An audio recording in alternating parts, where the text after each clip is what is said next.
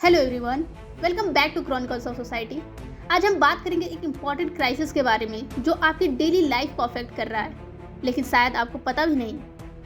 क्या आपने नोटिस किया है कि रिसेंटली आपका स्मार्टफोन कितना एक्सपेंसिव हो गया है, या कैसे पेट्रोल प्राइसेस अप्स डाउन्स हो रहे हैं? इन सब प्रॉब्लम्स के पीछे है हजारों माइल्स दूर चल रहा कॉन्फ्लिक्ट, चाइना और ताइवान के बीच एक डेंजरस सिचुएशन। इमेजिन कीजिए कि चाइना, जो दुनिया का पावरफुल ड्रैगन है, वो अपने टीथ और क्लॉन्स रेडी कर रहा है, जबकि ताइवान अपनी टेरिटरी पूरी ताकत से डिफेंड कर रहा है।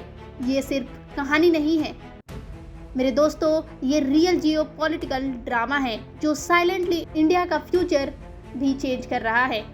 आज के एपिसोड में मैं आपको समझाऊंगी ताइवान स्ट्रेट्स से लेकर इंडिया तक कि कैसे ये दूर का कॉन्फ्लिक्ट डायरेक्ट इम्पैक्ट कर रहा है आपके वॉलेट से लेकर हमारी नेशनल सिक्योरिटी तक। सो रेडी हो जाइए। इस 15 मिनट के वीडियो में हम समझेंगे एशिया का सबसे डेंजरस कॉन्फ्लिक्ट और देखेंगे कैसे इंडिया इस प्रॉब्लम से ना सिर्फ सर्वाइव कर सकता है बल्कि एक स्ट्रॉन्गर पावर बन सकता है।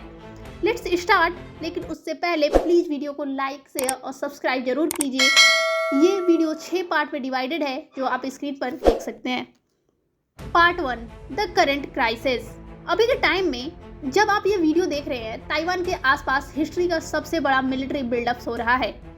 सोचो, ताइवान के पीसफुल समुंदर में अब बहुत सारे वॉरशिप्स हैं। चाइनीज एयरक्राफ्ट कैरियर्स फुजान एंड सैंडोंग, जो बहुत बड़े स्टील के जहाज हैं, वो ऐसे फॉर्मेशन में हैं जो कि सैटेलाइट से देखने पर इन्वेजन रिहर्सल्स जैसे लगते हैं। सिर्फ पिछले हफ्ते 7 मार्च को ताइवान के डिफेंस रडार्स ने रिकॉर्ड 37 चाइनीज वॉर प्लेन्स को डिटेक्ट किया है जो उनके एयर डिफेंस जोन में घुस गए। ये कोई सिंगल इवेंट नहीं है। ऐसे इंट्रूजन पिछले साल से 47% बढ़ गए हैं। लेकिन ताइवान भी कोई इजी टारगेट नहीं है। ये स्मॉल आइलैंड अब खुद को एक पोर्क्यूपाइन जैसे डिफेंड कर रहा है जिससे निगलना मुश्किल हो जाए। अक्टूबर से कोस्टल मिसाइल्स इंस्टॉलेशंस की नेटवर्क 48 से बढ़कर 71 स्ट्रेटेजिक साइट्स तक एक्सपैंड हुई है।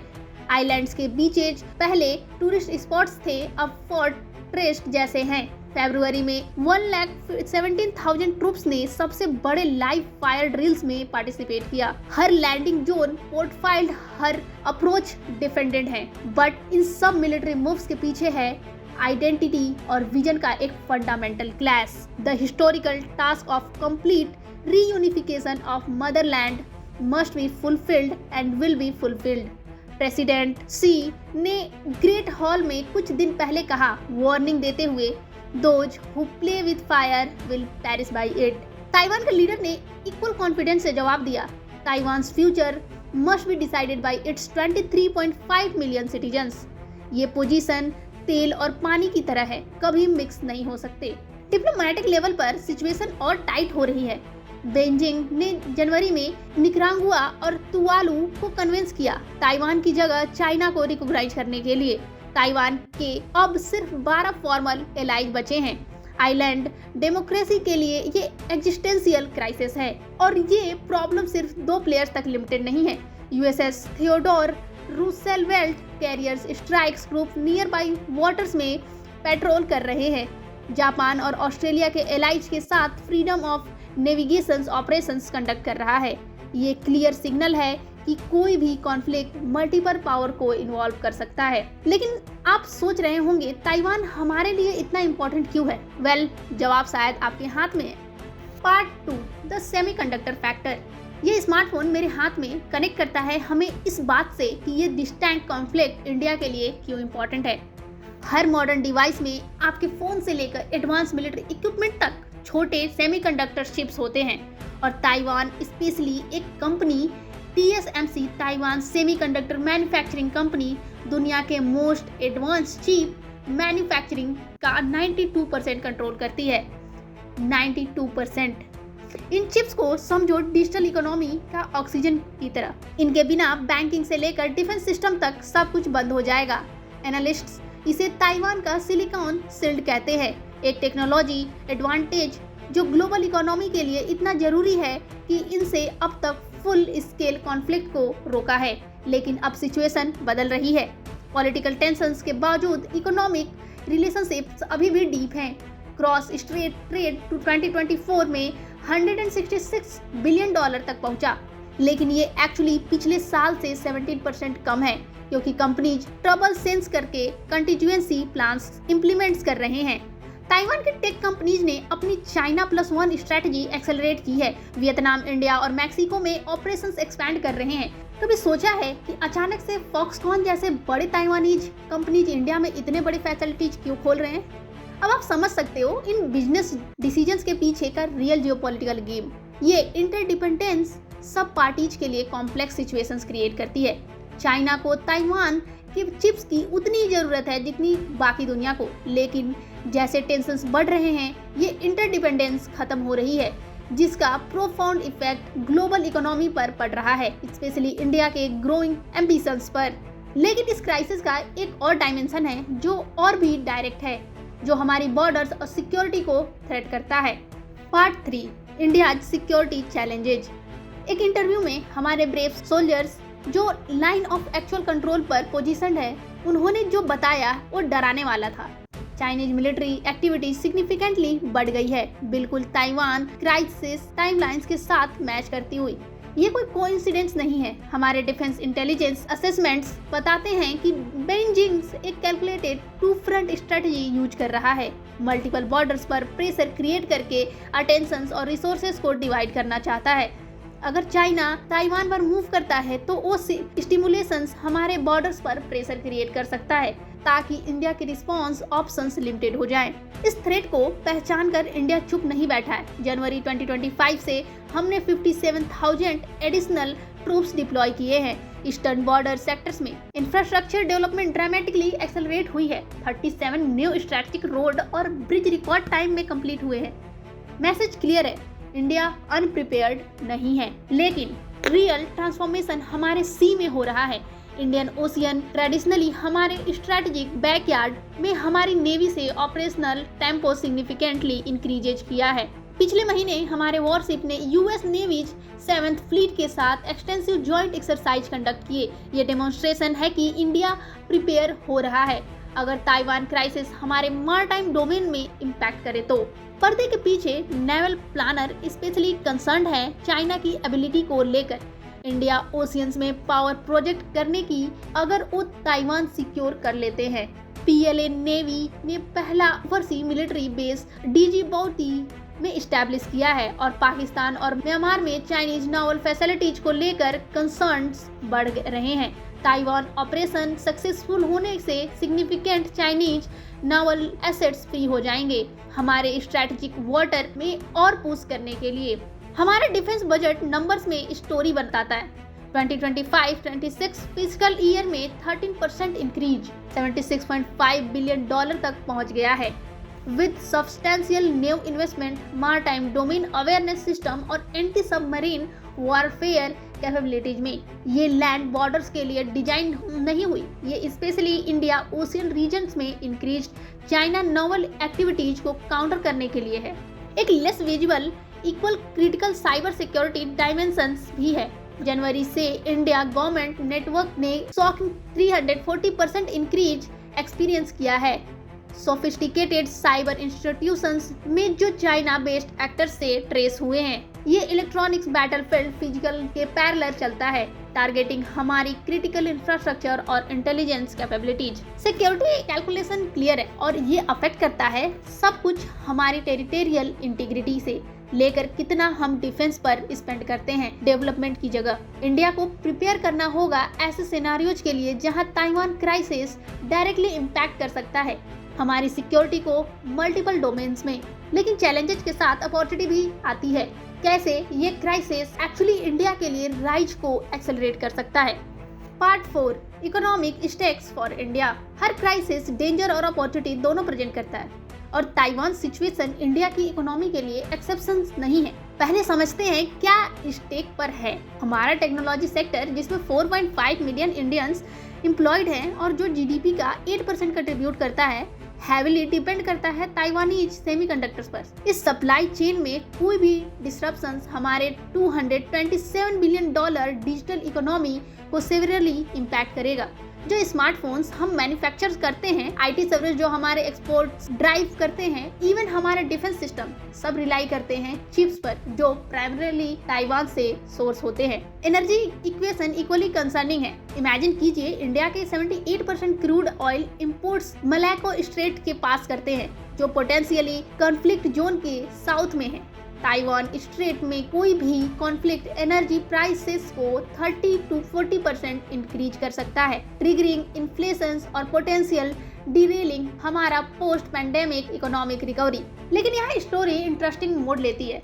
यही वल्नरेबिलिटी ट्रांसफॉर्मेशन का कैटलिस्ट बन गई है। हमारी प्रोडक्शन लिंक्ड इंसेंटिव्स स्कीम ने 3.2 बिलियन न्यू इन्वेस्टमेंट अट्रैक्ट किए हैं कंपनी से जो चाइना से डाइवर्सिफाई कर रहा है। ताइवानीज फर्म्स जैसे फॉक्सोकॉन और विस्टॉन ड्रामेटिकली अपना मैन्युफैक्चरिंग फुटप्रिंट इंडिया में एक्सपैंड कर रहे हैं। ना सिर्फ असेंबली ऑपरेशंस बल्कि इंक्रीजिंगली सोफिस्टिकेटेड कंपोनेंट्स प्रोडक्शंस भी। एविडेंस हमारे एक्सपोर्ट्स नंबर में है। इंडिया फार्मास्यूटिकल एक्सपोर्ट्स इस साल के फर्स्ट क्वार्टर में 24% सर्च किए क्योंकि ग्लोबल कंपनी चाइनीज सप्लायर्स के अल्टरनेटिव्स ढूंढ रहे हैं। हमारे generic manufacturers south east Asia और अफ्रीका में मार्केट शेयर कैप्चर कर रहे हैं जिससे analyst the great supply chain recalibration कहते हैं। इवन सेमीकंडक्टर्स में जहां ट्रेडिशनली हम पीछे रहे हैं, India semiconductors mission momentum gain कर रहा है। Last year approved $10 billion package ने सीरियस इंटरनेट अट्रैक्ट किया है ग्लोबल चिप मेकर से जो ताइवान पर डिपेंडेंसी रिड्यूस करना चाहते हैं। हम TSMC को ओवरनाइट रिप्लेस नहीं करेंगे लेकिन फाउंडेशन बन रहा है एक मोर रिजिलियंट इलेक्ट्रॉनिक्स मैन्युफैक्चरिंग इकोसिस्टम का राइट हेयर इन इंडिया। यह है ताइवान क्राइसिस का डबल एज स्वॉर्ड हमारी इकोनॉमी के लिए। Significant immediate risk coupled with potential transformative long term opportunities अगर हम अपने कार्ड्स सही खेलते हैं। स्पीकिंग ऑफ कार्ड्स सही खेलना, इंडिया का डिप्लोमेटिक रिस्पॉन्स इस क्राइसिस के लिए मास्टरफुल रहा है। तो चलिए समझते हैं कैसे। Part 5 India's diplomatic balancing act. अगर डिप्लोमेसी एक हाई वायर बैलेंसिंग एक्ट है तो ताइवान क्राइसिस पर इंडिया का रिस्पांस स्टैंडिंग ओवेशन डिजर्व करता है। हमने ताइवान पर स्ट्रेटेजिक एम्बिग्यूटी मेंटेन की है, ना तो एक्सप्लिसिटली चाइना को पोजीशन एंड्योर करते हैं, ना ही ताइपेंग के साथ फॉर्मल डिप्लोमेटिक टाइज एस्टैब्लिश करते हैं। ये कैलकुलेटेड अप्रोच हमारे ऑप्शंस प्रिजर्व करता है वाइल अननेसेसरी प्रोवोकेशन अवॉइड करता है। 2010 से इंडिया ने डिरेबिलिटली वन चाइना पॉलिसी का मेंशन ऑफिशियल कम्युनिकेशन में ओमिट किया है, एक सबटल लेकिन सिग्निफिकेंट शिफ्ट जिसे बेजिंग ने नोटिस किया है। पिछले महीने हमारे मिनिस्ट्री ऑफ एक्सटर्नल अफेयर्स ने एक dedicated East Asia strategic response cell establish किया है टेंशंस एस्केलेट्स होने पर हमारे पोजीशनिंग को कोऑर्डिनेट करने के लिए। ये institutional innovation nuanced rapid responses allow करता है बिना ऐसी पोजीशन कमिट किए जो हमारी फ्रीडम ऑफ एक्शन लिमिट कर सकती है।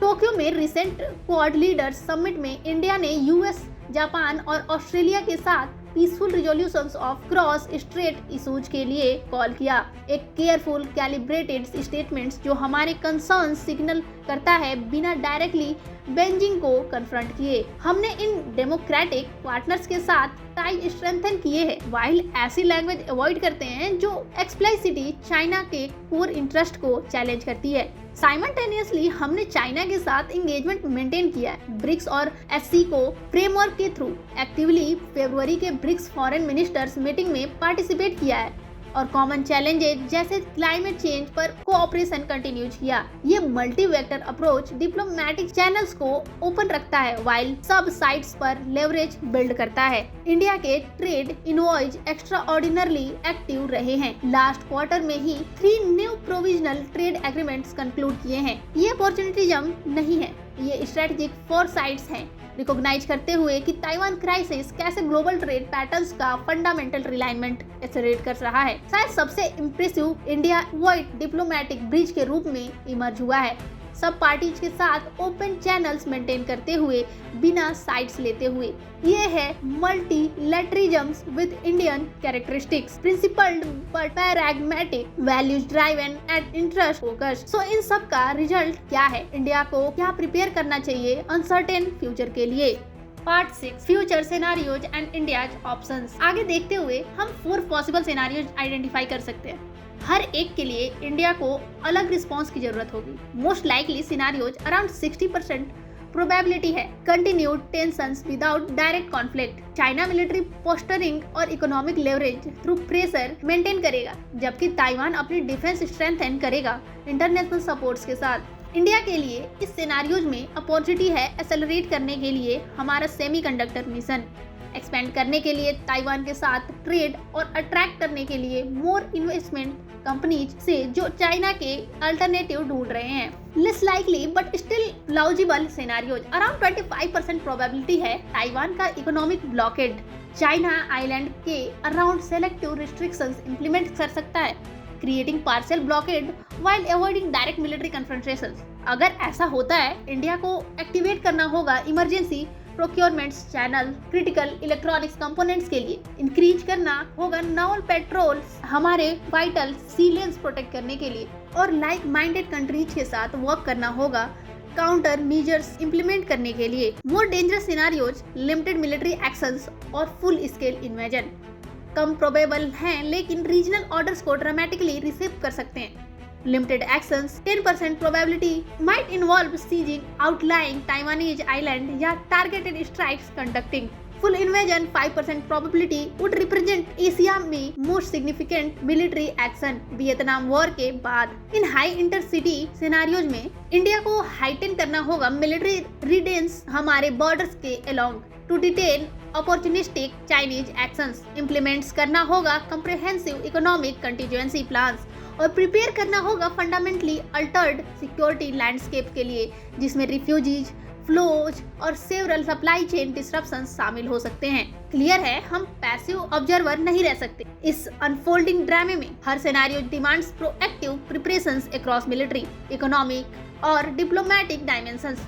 जो डिसीजंस आज न्यू दिल्ली में हो रहे हैं डिटरमाइन करेंगे कि ताइवान क्राइसिस स्ट्रेटेजिक सेटबैक बनेगा या कैटलिस्टिक बनेगा इंडिया के एक्सेलरेटेड इमरजेंसी का as a global power.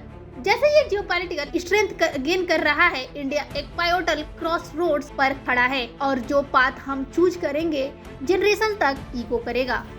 Conclusion friends, आज हम इस क्राइसिस को एनालाइज कर रहे हैं। मुझे एक एंशिएंट संस्कृत सेइंग याद आती है, विपत्ति में छिपी है अवसर।